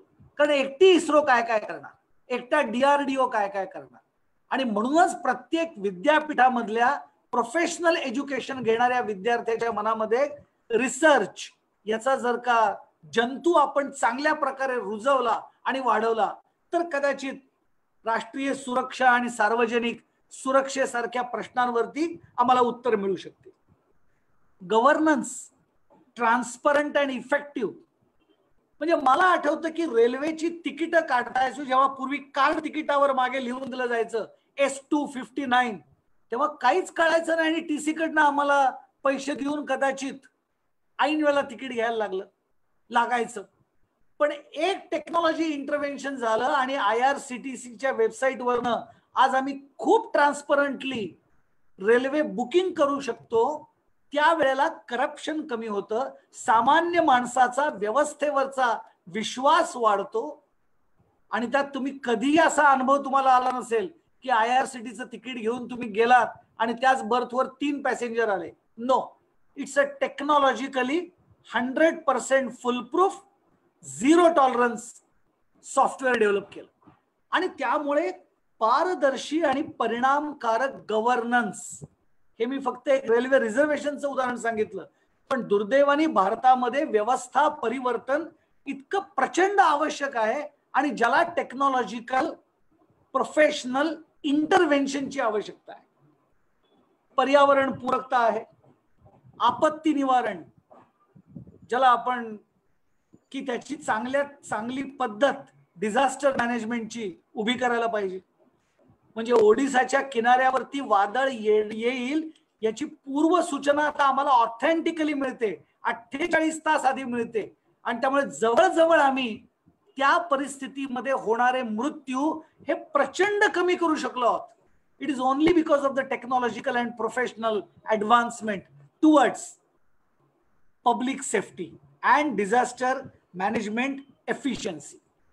त्यामुळे ह्या सगळ्या एका अर्थाने गरजा आमच्या आहेत आणि ज्या गरजा येणाऱ्या काळामध्ये आमच्या व्यावसायिकांना पूर्ण करायला लागतील. त्यामुळे सरते शेवटी मी एवढंच म्हणू इच्छितो की सगळ्या व्यावसायिक विद्यार्थ्यांच्या मनामध्ये 5 प्रकारच्या C's ची आवश्यकता आहे. पहिला C, core competency, clear fundamentals, that is a hard skill. दुसरा आहे कम्युनिकेशन, वर्किंग विथ टीम, हा दुसरा C आहे. आणि कम्युनिकेशन याचा अर्थ it's a soft skill. Hard skill माझ्याकडे इलेक्ट्रिक व्हेकलचं आहे, पण सॉफ्ट स्किल माझ्याकडे बोलण्याचं, परस्युएशनचं असलं पाहिजे. तिसरा C आहे कॉन्फिडन्स, कारण येणाऱ्या काळामध्ये it will be entrepreneurial type of business models आणि त्यामुळे तुमचा आत्मविश्वास हा सगळ्यात महत्वाचा असेल. चौथा C आहे तो कन्सिस्टन्सी, ट्रुथफुलनेस अँड एथिक्स. आणि 5वा C आहे तो कंपोज्ड नेचर, भावनेवरती नीट प्रकारे संतुलित काम करत एक चांगल्या ऍटिट्यूड सकट इंटेलिजंट कोशंट, इमोशनल कोशंट आणि स्पिरिच्युअल कोशंट हा आमच्या विद्यार्थ्यांमध्ये, प्रोफेशनल स्टुडंट्समध्ये उत्पन्न व्हायला लागेल. आणि म्हणून मला शेवटी असं म्हणावं असं वाटतं की स्वामी विवेकानंदांनी शिक्षणाच्या बाबतीत 3H चा उल्लेख केला होता. मी आता 5C चा उल्लेख केला, पण त्यांनी 3H चा उल्लेख केला होता. ते म्हणले ते हेड, हार्ट अँड हँड या तिन्ही गोष्टीचा विकास झाला पाहिजे. हेड आजच्या भाषेमध्ये कॉग्निटिव्ह डोमेन, हार्ट आजच्या भाषेमध्ये अफर्मेटिव्ह डोमेन आणि हँड हाताने काम करणं आजच्या भाषेमध्ये सायकोमोटर डोमेन. आणि त्यामुळे या तिन्ही प्रकारचा जर विकास झाला तर उद्याचा आमचा प्रोफेशनल या देशामध्ये असा उत्पन्न होईल की ते कुठलंही आव्हान तो स्वीकारू शकेल, तो कोविडची लस शोधू शकेल, तो वेगवेगळ्या सिस्टम्स डेव्हलप करू शकेल, संशोधन करू शकेल, नवीन विचार करू शकेल, त्यातनं संशोधन, त्यातनं नवीन ज्ञानाची निर्मिती आणि नवीन ज्ञानाच्या निर्मितीच्या माध्यमातून संपत्तीचं निर्माण, वेल्थ क्रिएशन आणि त्यातनंच हा देश समृद्ध, सायंटिफिक, आत्मनिर्भर असा बनण्याची क्षमता ही या शिक्षण नीतीमध्ये आहे. आणि त्यामुळे व्यावसायिक शिक्षणाबद्दल अत्यंत बारकाईने या शिक्षण नीतीने विचार केलेला आहे. आवश्यकता आहे ती त्याच्या अत्यंत प्रामाणिक अशा क्रियान्वितीची. नाहीतर एखादं खूप चांगलं डॉक्युमेंट सुद्धा क्रियान्विती अभावे निरुपयोगी ठरू शकतं. त्यामुळे माझं आपल्या सगळ्यांना आवाहन आहे, विशेषतः या फॉर्च्यून फाउंडेशनच्या माध्यमातून मी आपल्याला असं विनंती करू इच्छितो की आपल्यापैकी प्रत्येकाने या अत्यंत चांगल्या अशा शिक्षण नीतीच्या क्रियान्विती करता येणाऱ्या काळामध्ये प्रयत्न केला पाहिजे. धन्यवाद. नमस्ते. व्यावसायिक शिक्षणामधल्या सगळ्या विधानांचा अतिशय चांगला उहापोह करून काय आहे आणि काय हवे याची सांगड आजच्या या नवीन शिक्षण नीतीने कशी घातलेली आहे याचा अतिशय उत्तम मांडणी तुम्ही आमच्या सगळ्यांसमोर केलेली आहे. व्यावसायिक शिक्षणामध्ये आपला असलेला अतिशय मोठा अनुभव आणि विद्यार्थी क्षेत्रामध्ये असलेला मोठा अनुभव, त्यामुळे आपण या विषयाला अतिशय उत्तमपणे न्याय देऊ शकलात असं आम्हाला वाटतं. मी पुन्हा एकदा आपले फॉर्च्यून फाउंडेशन तर्फे धन्यवाद करतो. आता या आपल्या सत्रामध्ये पुढे आपल्यामध्ये सहभागी असलेले राष्ट्रसंत तुकडोजी महाराज नागपूर विद्यापीठाचे कुलगुरू डॉक्टर सुभाष चौधरी सर इथे उपस्थित आहेत. सर, मी तुमचं स्वागत करतो. सुभाष चौधरी सर हे शिक्षण क्षेत्रामध्ये आणि त्यातही व्यावसायिक शिक्षण क्षेत्रामध्ये अतिशय अनुभवी असलेलं व्यक्तिमत्व आज आपल्यामध्ये आहे. सुभाष चौधरी नागपूर अमरावती विद्यापीठामधनं स्ट्रक्चरल इंजिनिअरिंग मध्ये एम.ई. केलेलं आहे. त्यांनी पुढे सिव्हिल इंजिनिअरिंग मध्ये नागपूर विद्यापीठातनं PhD देखील प्राप्त केली. त्यांनी MBA, PGDIM, POM, DIM अशा पद्धतीचे अनेक पदव्युत्तर असे अभ्यासक्रम देखील केले आणि त्यानंतर एकूण 32 वर्षाचा असा त्यांचा शैक्षणिक क्षेत्रामधला अनुभव आहे. त्यापैकी 23 वर्ष ते Bapurao Deshmukh college of engineering Sevagram इथे अध्यापनाचं काम, इंजिनिअरिंग कॉलेजमध्ये अध्यापनाचं काम करत होते. त्यानंतर त्यांनी central government sponsored institute BD institute of leather technology and general engineering इथे त्यांनी प्रिन्सिपल म्हणून आपल्या सेवा दिल्या. त्यानंतर त्यांनी पुढील 4 वर्ष Vidyaniketan institute of engineering and technology इथे त्यांनी प्राचार्य म्हणून काम सांभाळलं. त्यानंतर JD college of engineering and management Nagpur इथे पुढचे 6 वर्ष ते प्राचार्य म्हणून इंजिनिअरिंग आणि व्यावसायिक शिक्षणाला. त्यानंतर त्यांनी नागपूर विद्यापीठामध्ये प्रोव्हीसी म्हणून प्रकुलगुरू म्हणून देखील काम केलेलं आहे आणि आता सध्या नागपूर विद्यापीठामध्ये कुलगुरू या नवीन जबाबदारीला स्वीकारलेला आहे. त्याच्यामुळे नागपूर विद्यापीठामध्ये त्यांच्या या व्यावसायिक शिक्षणामधल्या असलेल्या दीर्घ अनुभवामुळे एक नवी दिशा मिळेल आणि त्या जोडीला आता आलेली राष्ट्रीय शिक्षण नीती, या शिक्षण नीतीवरती देखील त्यांचा एक शिक्षण तज्ञ म्हणून अतिशय चांगला असा अभ्यास आहे आणि ते आता आपल्या व्यावसायिक शिक्षणामधले प्रशासकीय भागामधले पैलू किंवा एक कुलगुरू म्हणून त्यांच्या मनामध्ये असलेले सगळे विषय आपल्यासमोर ठेवतील आणि आजच्या या आपल्या शिक्षण मंथनाच्या 7व्या सत्राचं समारोप देखील करतील अशी मी त्यांना विनंती करतो. कुलगुरू डॉक्टर सुभाष चौधरी सर. धन्यवाद. कार्यक्रमाचे फाउंडर मेंबर, फॉर्च्यून फाउंडेशनचे अध्यक्ष माननीय प्राध्यापक सोले सर, या कार्यक्रमात उपस्थित गाणार सर आणि कार्यक्रमाला कोऑर्डिनेट करणारे जयंतराव पाठक साहेब आणि उपस्थित सर्व श्रोतेगण. याआधी ज्या वक्त्यांनी प्रोफेशनल एज्युकेशन, व्यावसायिक शिक्षणाबद्दल जी माहिती दिली, जी संकल्पना मांडली, ती डिटेल्ड असं एक चित्रण त्यांनी उभं केलं आहे आपल्या सर्वांसमोर मिलिंद मराठे सरांनी, आणि ते सत्यही आहे.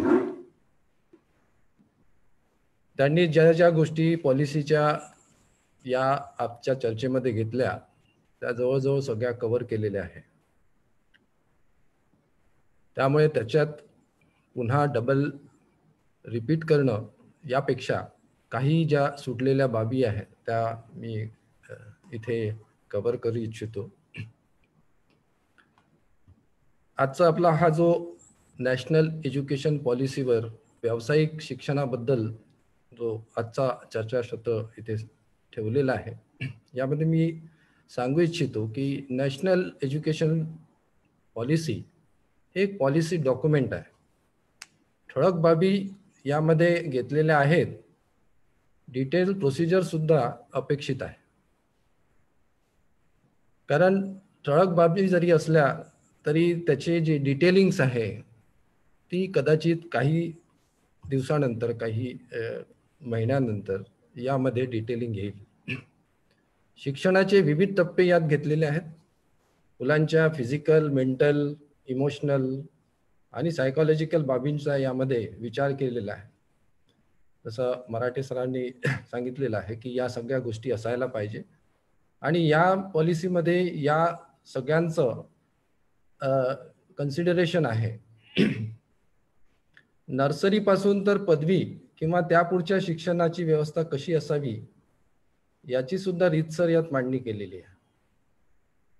मेकॉलेच्या नोकरी मागणाऱ्या शिक्षण पद्धतीपेक्षा नोकरी देणाऱ्या शिक्षण पद्धतीचा अवलंबन करण्याचे यात प्रयोजन आहे. शालेय शिक्षण आणि उच्च शिक्षण या दोन भागात जरी ही पॉलिसी विभागल्या गेली असली तरी उच्च शिक्षणामध्ये सुद्धा वेगवेगळ्या विद्याशाखेकरिता वेगवेगळे धोरण आणि पद्धती अंमलात आणण्याची तरतूद इथे आहे. एक गोष्ट मात्र इथे क्लिअर आहे की जशी शालेय शिक्षण पद्धती स्पष्टपणे या पॉलिसीमध्ये याचा उल्लेख केलेला असला, डिफाईन केलेली असली, तरी उच्च शिक्षणाबद्दल थोडंसं त्यांनी क्लिअर कट अशी मांडणी केलेली नाही. कारण यामागचा हेतू असा होता की उच्च शिक्षणमध्ये थोडंसं लिबरल कन्सेप्ट असावा, त्याला बांधून न ठेवता नीड बेस्ड एज्युकेशन कसं देता येईल याकरता काही बाउंड्रीज त्यांनी मोकळ्या ठेवलेल्या आहेत. उच्च शिक्षणात अव्यावसायिक आणि व्यावसायिक अभ्यासक्रम दोन्ही आहे. त्यात आज हे जे चर्चासत्र इथे सुरू आहे त्यात व्यावसायिक शिक्षणाबद्दलचं आहे.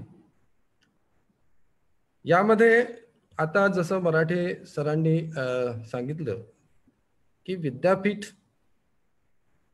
आणि त्यामध्ये ॲफिलेटेड कॉलेजेस या सगळ्या जो आजपर्यंतचा इतिहास आहे किंवा आजपर्यंतचा जो रिपोर्ट आहे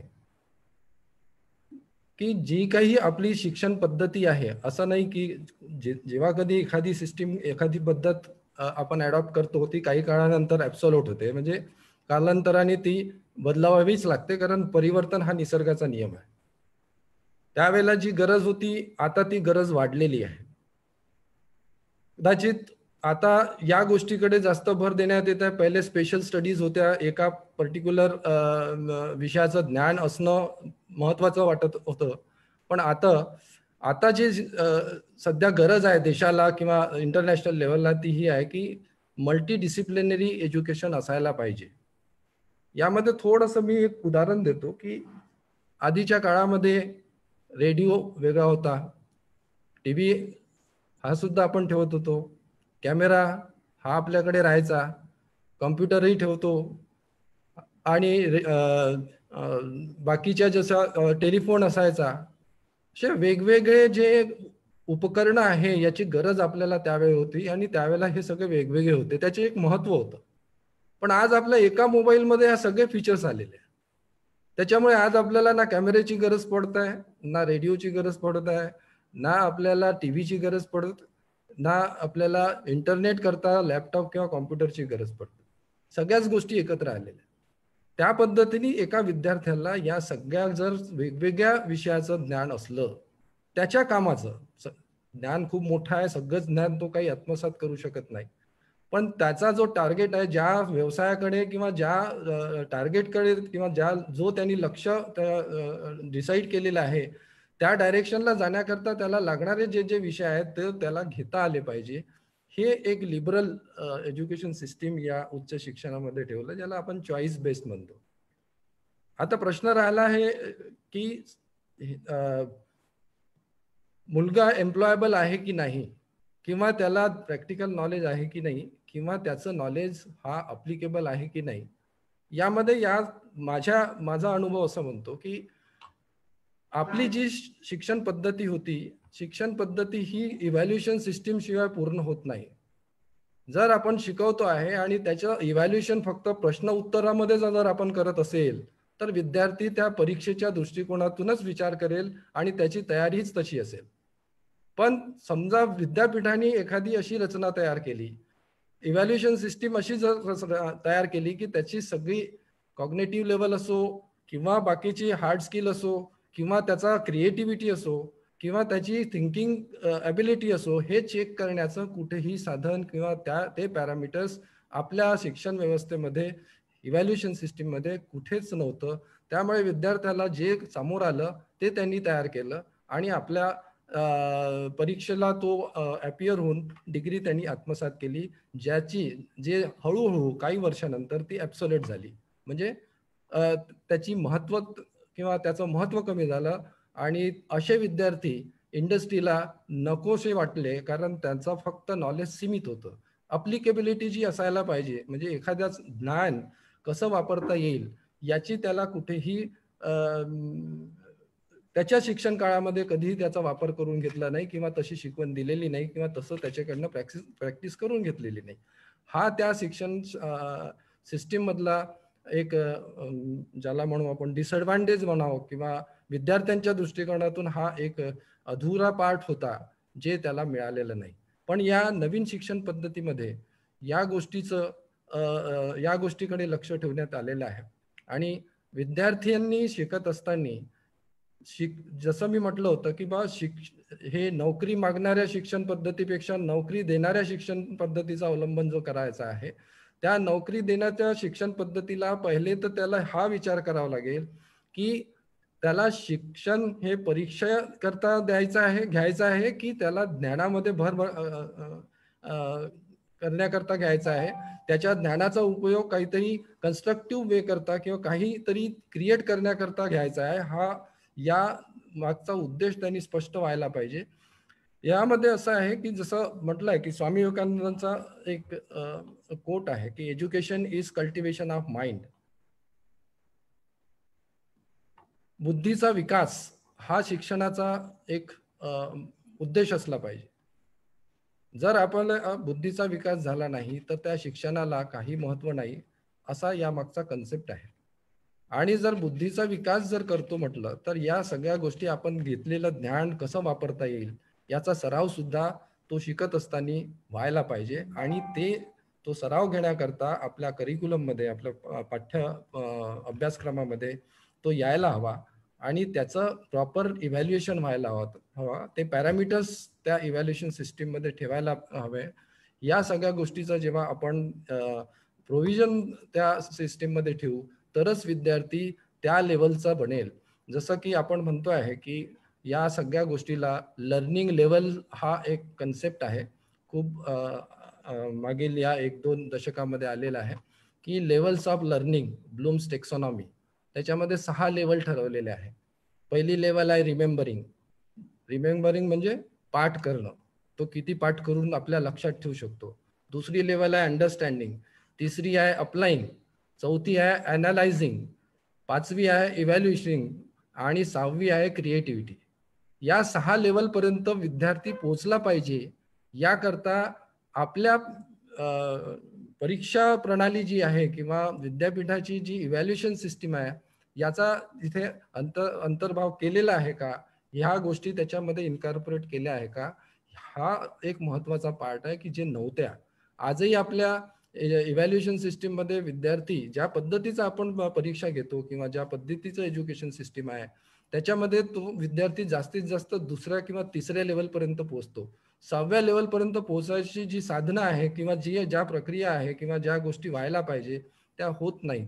म्हणून आता ज्या एज्युकेशन पॉलिसीमध्ये काही गोष्टी लिबरल याकरता केलेल्या आहे की एखाद्या विद्यार्थ्याचं, कारण जोपर्यंत त्याच्या चॉईसनी जर तो सब्जेक्ट घेणार नाही तोपर्यंत त्यालाही इंटरेस्ट येणार नाही. एखादा विद्यार्थी समजा सायन्समध्ये असेल तर त्याला जर वाटत असेल की मला एखादा माझ्या आवडीचा विषय घ्यायला पाहिजे, किंवा त्यांनी जर असं ठरवलं की मला मल्टिपल सब्जेक्टचं नॉलेज पाहिजे जेणेकरून मी एखादा बिझनेस उभा करू शकतो, आताच्या ज्या बाउंड्रीज विद्यापीठांनी ठरवलेल्या आहेत त्यामध्ये तो तसं करू शकत नव्हता, पण आता तो करू शकेल. या या या सगळ्या पद्धतीमध्ये व्यावसायिक शिक्षणाला खूप महत्व याकरता आहे, कारण जसं मराठे सरांनी म्हटलेलं आहे की ऑलरेडी सांगितलं आहे, medical, engineering, pharmacy, law, architecture, hotel management या सगळ्या प्रोफेशनल एज्युकेशनमध्ये येते. या सगळ्या प्रोफेशनल एज्युकेशनमध्ये एक प्रोफेशनल एज्युकेशन जे आहे आर्किटेक्चर, याच्याकडे थोडंसं लक्ष दिलं तर आपल्याला लक्षात येईल की एज्युकेशन कसं असलं पाहिजे. त्यांची एज्युकेशन सिस्टीम चांगली डिफाईन्ड आहे. आज कोणताही आर्किटेक्ट नोकरी करता फिरत नाही, कारण त्यांचं जे एज्युकेशन सिस्टीम आहे हा ऍक्टिव्हिटी बेस्ड आहे. ते ऍक्टिव्हिटी चालू असते त्यांचं. आणि आपल्या या सिस्टीममध्ये जे एक्झिस्टिंग सिस्टीम आहे इथे कुठेही ऍक्टिव्हिटी बेस्ड नाहीये. कुठेच त्याला असं काही एखाद्या आपण दिलेल्या ज्ञानावरून, आपण दिलेल्या बेसिक आयडियाजवरून किंवा कन्सेप्टवरून त्याला एखादा काही बनवायला सांगितलं तर तो बनवू शकत नाही, कारण तशी व्यवस्थाच नाहीये. या सगळ्या गोष्टी आपल्या नवीन एज्युकेशन पॉलिसीमध्ये यायला पाहिजे. दुसरी महत्वाची गोष्ट, जर करतोय म्हटलं तरी अफिलिएशन सिस्टीम किंवा युनिव्हर्सिटीचा सेटअप जो आहे तो या सगळ्या गोष्टी करण्यामध्ये अडथळा निर्माण होतो.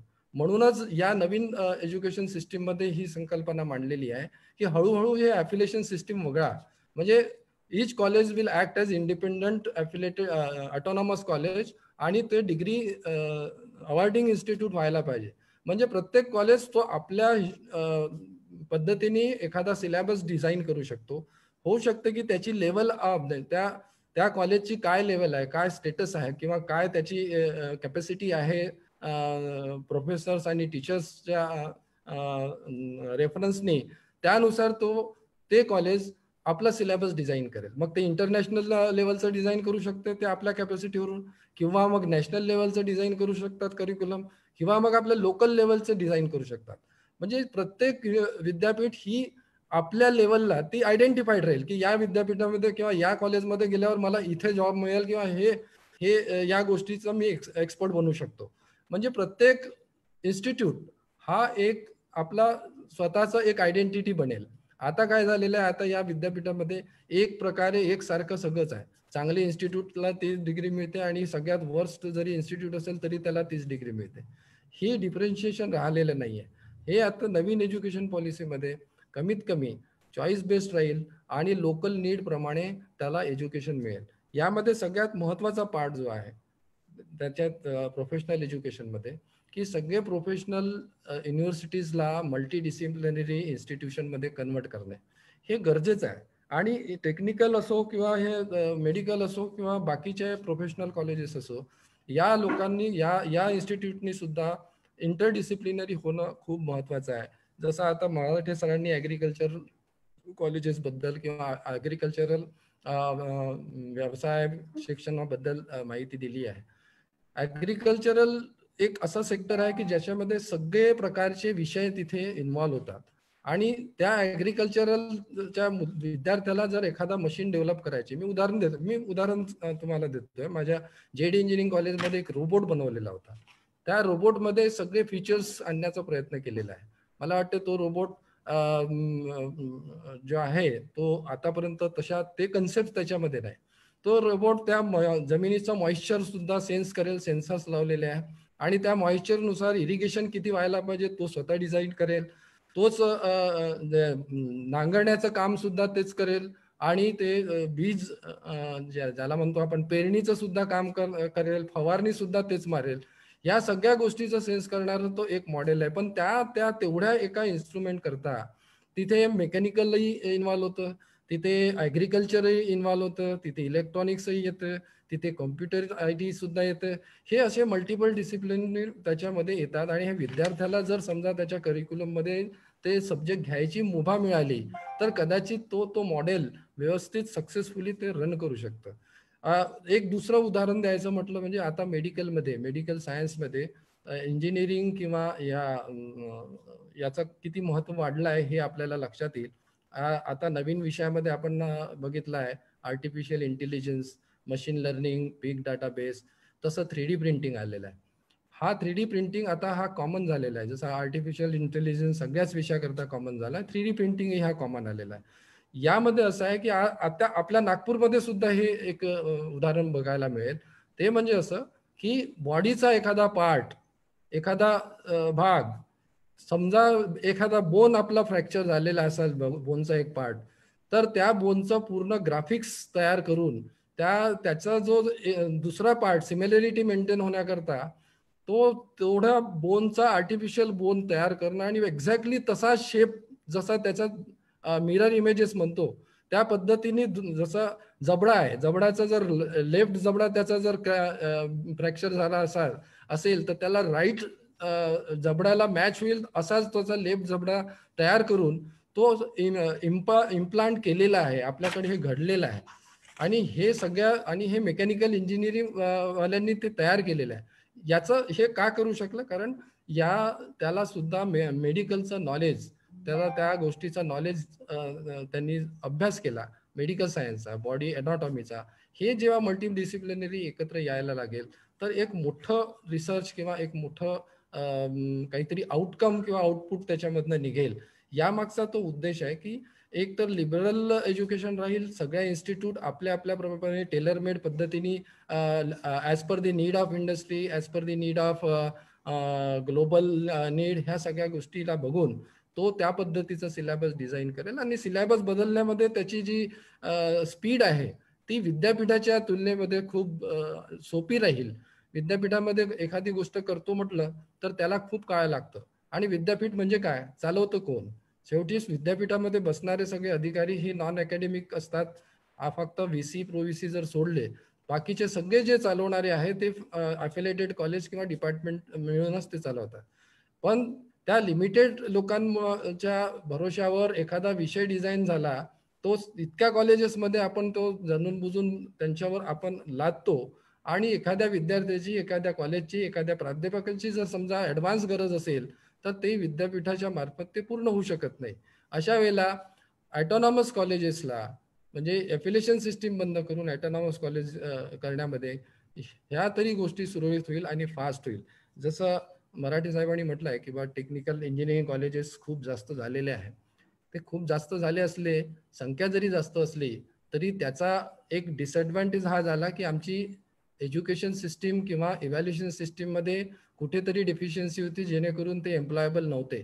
पण 2000च्या आधी जेव्हा प्रायव्हेट इंजिनिअरिंग कॉलेज 1983ला आले त्यावेळेला हाच प्रश्न होता, इतके इंजिनिअरिंग कॉलेज आले तर काय होईल, इतके इंजिनियर काय करतील? पण त्यावेळेपर्यंत भारत काही हा जगाच्या नजरेमध्ये खूप मोठा देश नव्हता. पण जसे जसे प्रायव्हेट इंजिनिअरिंग कॉलेजमधनं टेक्निकल हँड्स बाहेर निघाले आणि जेव्हा विदेशात जायला लागले तर भारत हा खूप मोठा टेक्निकल हब म्हणून तयार झालेला होता. आणि सगळ्यात मोठा एक्सपोर्ट जर होत होता तो भारतावरून, तो ते होतं टेक्निकल मॅन पॉवर.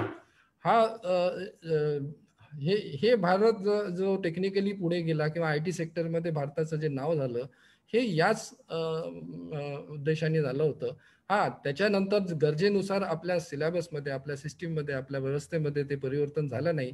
त्याच्यामुळे मग मागे पडत गेलो आणि दुसऱ्या देशांनी आपल्या पुढे जाऊन बऱ्याचशा चेंजेस केले आणि त्यांनी सुद्धा टेक्निकल मॅनपॉवर वाढवले. हा सगळा जर अभ्यास केला तर एज्युकेशनल शिक्षण क्षेत्रामध्ये व्यावसायिक शिक्षण हा आता फक्त एका पर्टिक्युलर स्टँड अलोन राहिला नाही. व्यावसायिक शिक्षण हा सगळ्या ज्याला म्हणतो आपण विद्याशाखा मिळून त्यांनी जर व्यवस्थित पुढे नेलं तर ते एक खूप भरीव कार्य देशाकरता होईल. आणि सगळ्यात महत्त्वाचा या नॅशनल एज्युकेशन पॉलिसीमध्ये हा भर देण्यात आला आहे की the education should be based on social human context. Marathi साहेबांनी याचा उल्लेख केला आहे. आणि स्ट्रॉंग एथिकल कंपास. प्रॉब्लेम हाच झाला आहे की आपले एज्युकेशन घेणारे मुलं एकदा एज्युकेशन घेतल्यावर देशाबद्दल त्यांना काय आपुलकी आहे आपण खूप जवळून बघितलेलं आहे. देशाबद्दल आपुलकी किती असते, आपल्या देशाला किती वाढवायला पाहिजे, सोशिओ इकॉनॉमिक डेव्हलपमेंटमध्ये आपला किती हातभार असायला पाहिजे याबद्दलची कल्पना त्यांच्या डोक्यात नसते. आणि इथे कुठेतरी आपण मिसिंग आहे. आपलेच विद्यार्थी, आपलेच मुलं जर देशप्रेमाबद्दल समजा त्यांच्यात भावना नसेल किंवा आपल्याच देशातील अनरिच्ड एरियाला डेव्हलप करण्याचं त्यांचं मनस्थिती नसेल, तर कुठेतरी आपण या शिक्षण देण्यामध्ये मागे पडलो हे आपण लक्षात घ्यायला पाहिजे. पण या नॅशनल एज्युकेशन पॉलिसीमध्ये हा जो कन्सेप्ट आहे की सोशिओ इकॉनॉमिक टच असला पाहिजे. इव्हन इंजिनिअरिंग करता सुद्धा टेक्निकल इन्स्टिट्यूट करता खूप चांगलं त्यांनी म्हटलेलं आहे की टेक्निकल असो की ॲग्रिकल्चरल असो, ॲप्रोप्रिएट टेक्नॉलॉजी त्यांनी डिझाईन केली पाहिजे. ॲप्रोप्रिएट टेक्नॉलॉजी म्हणजे काय, सस्टेनेबल टेक्नॉलॉजी ज्याला म्हणू, की ती local resources should be from local material, local man power आणि नीड ऑफ लोकल पीपल. याच्याकरता जर टेक्नॉलॉजी डेव्हलप केली तर मला वाटतं आपण दुसऱ्या देशांवर किंवा बाकीच्या लोकांवर डिपेंड राहणार नाही. आणि एक एक डोमेन, एक क्षेत्र जर विकसित झालं तर पूर्ण देश विकसित होईल. आणि या गोष्टीकडे लक्ष ठेवून जर आपण या नॅशनल एज्युकेशन पॉलिसी, जी आज ड्राफ्ट पॉलिसी आपल्या समोर नाही, ड्राफ्टने एक पॉलिसीची रूपरेषा समोर ठेवलेली आहे, त्याला पुन्हा डिटेलिंग करून हे पुढे आल्यावर ही संकल्पना त्याच्यात येण्याचे बरेचसे चान्सेस आहे. आणि प्रत्येक विद्यापीठ किंवा प्रत्येक इन्स्टिट्यूट जर या लोकल नीडला गरजा पूर्ण करण्याची जर एक संकल्पना घेऊन जर आपला करिक्युलम डिझाईन केला तर मला वाटतं की हेच प्रोफेशनल एज्युकेशन देशाच्या प्रगतीला खूप मोलाचं त्यांचं एक कॉन्ट्रीब्युशन राहील. आणि भारत मागे पडेल चायनाच्या असं मला वाटत नाही.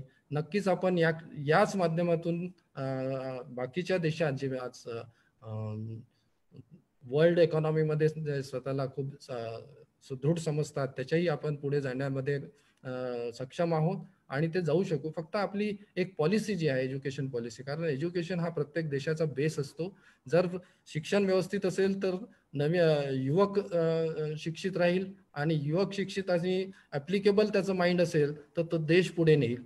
या संकल्पनेतून ही नॅशनल एज्युकेशन पॉलिसी तयार झालेली आहे आणि त्याचा सर्वांनी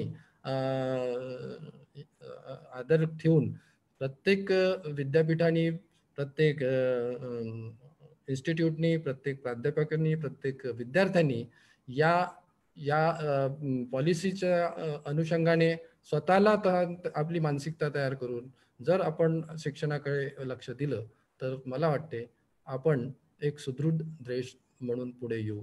धन्यवाद.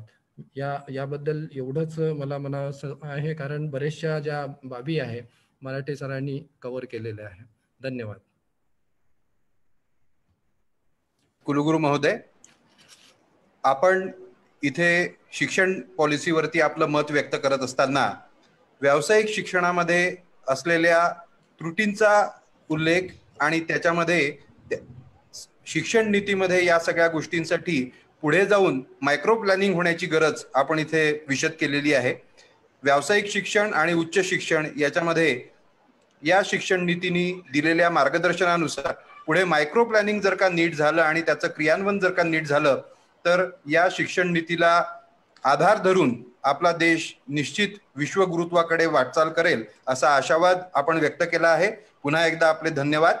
आजच्या या चर्चासत्रामध्ये सहभागी झालेले प्राध्यापक मिलिंद मराठे, कुलगुरू डॉक्टर सुभाष चौधरी सर, शिक्षक आमदार श्री नागो गाणार सर आणि प्राध्यापक अनिल सोले सर या सत्रामध्ये आज सहभागी झाले त्याबद्दल या सगळ्यांचे मी मनापासून आभार मानतो, धन्यवाद देतो. तसंच या फेसबुक लाईव्हच्या माध्यमातून अनेक हजारो लोक आपल्याला हे सगळं जे सत्र चाललेलं आहे, सगळं जे शिक्षण मंथन चाललेलं आहे ते ऐकण्यासाठी अतिशय उत्सुक असतात आणि ते सगळेजण ऐकत आहेत. गेली 7 दिवस ऐकत आहेत आणि पुढे अजून 2 दिवस ऐकणार आहेत. त्याबद्दल त्या सगळ्यांना देखील मी धन्यवाद देतो.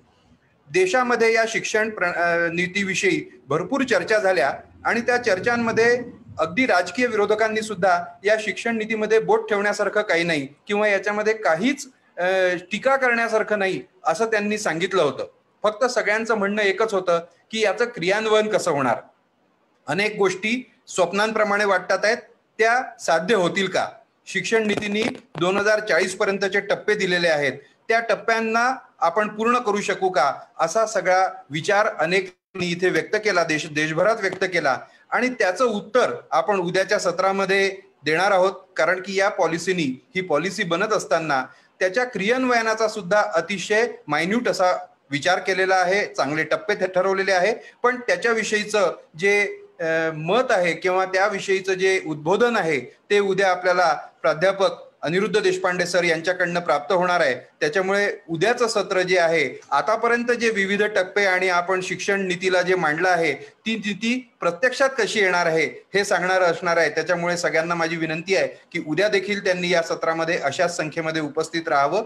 आणि त्याच्यानंतर परवाच्या दिवशी माननीय नितीनजी गडकरी यांच्या मार्गदर्शनाने या चर्चासत्राचा, या ज्ञान यज्ञाचा समारोप आपण करणार आहोत. त्याच्यामुळे सगळ्यांनी आतापर्यंत ज्या अतिशय उत्साहाने हे सगळं सत्र रोज ऐकत आले तसंच आपण पुढे देखील ऐकावं.